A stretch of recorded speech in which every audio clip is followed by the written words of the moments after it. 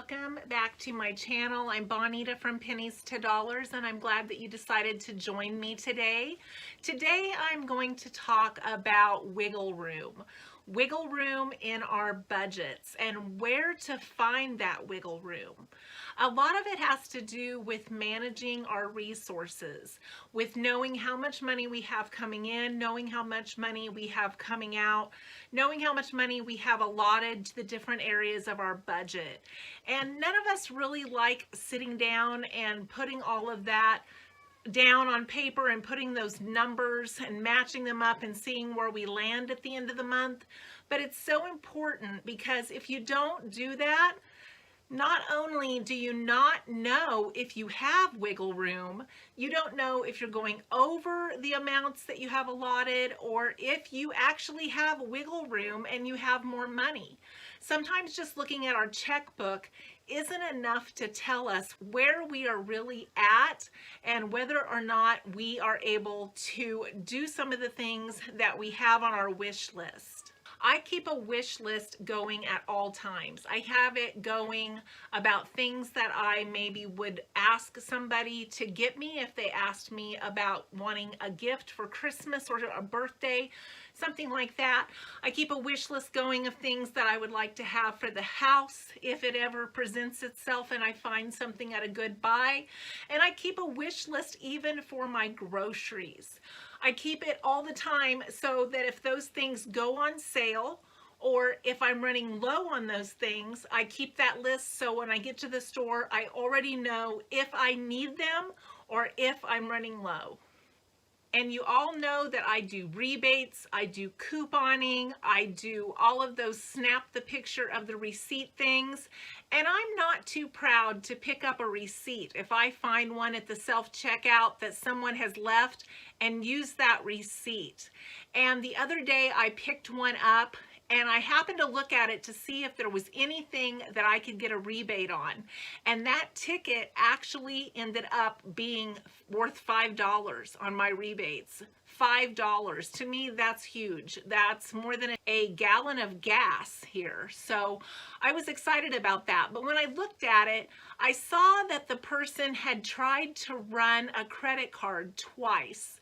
Both times that credit card was declined. And then his third choice, or her third choice, was to use their debit card, and they had enough money in their checking account. That is a perfect example of someone that didn't know if they had wiggle room in their budget. They felt more comfortable using the credit because they knew they needed to leave the cash in case they needed it for something else. If we know our numbers, we know whether or not we can use that debit card versus that credit card. Some of the ways that I find wiggle room is I do a lot of cooking at home. I try not to waste any food. I try to prep and freeze everything that I possibly can, and I get tired of cooking. We all get tired of cooking. The other day, I think I cooked on my lunch break. I cooked before I went to work and clocked in, cooked for 2 hours after 5 o'clock. We all get tired of cooking. But if we do some of that, it really does add up.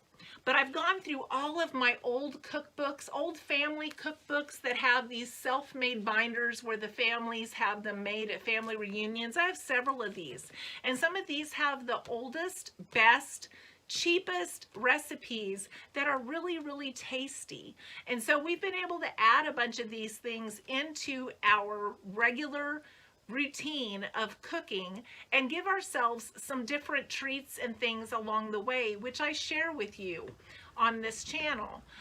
But I love being able to go through these old cookbooks and find a new recipe, things that I already have in my pantry or in my freezer where I can do some pantry cooking. And then we make sure to always use our leftovers. And as I was talking about food waste, let me show you this little clip. I almost let something go bad, but I caught it in time to correct that. So I bought these green beans on clearance, and they're fresh, and I didn't get to them right away. And as you can see, they're starting to get speckled. So what would you do? I think about what my parents, my grandparents, my aunts and uncles would do, and they lived through the Depression, and they would say those need worked up. They need worked up and they need eaten now. Having things that are not perfect and not ideal doesn't mean they are not edible, and it does not mean that you cannot use them. They are still perfectly fine. We like to add a little minced garlic to ours and saute them in some bacon grease on the stove, and they are absolutely delicious. So next time something's not ideal, just work it up and have it tonight.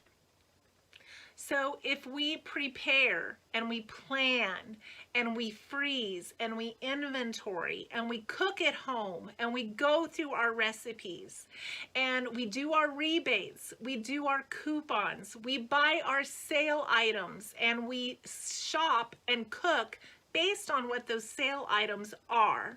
And then we look at our budget, we tweak our budget, we see where we are at the end of the month. We track our spending throughout the month to see how much money we have left to spend that month so that we can make our choices accordingly.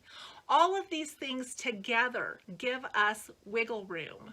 So let me show you one of the things that we were able to do from my wish list because we had wiggle room.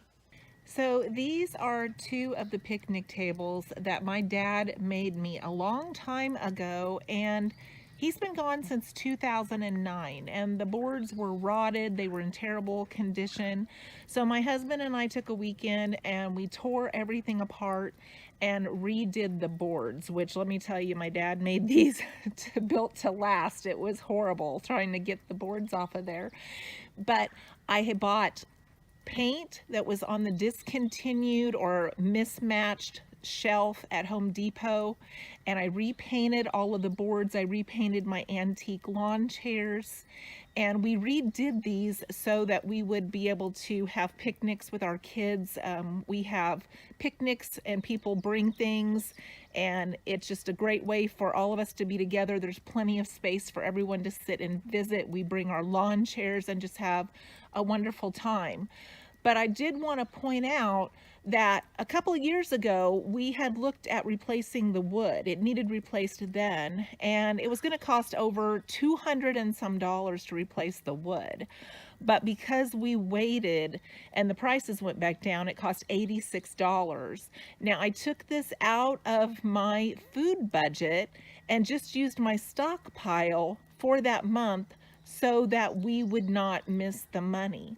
So these are some things that you can do when you're buying things on clearance and you're saving up for things, is use some of that stockpile down and then access that money from another budget to be able to do some things around the house that you've been wanting to do.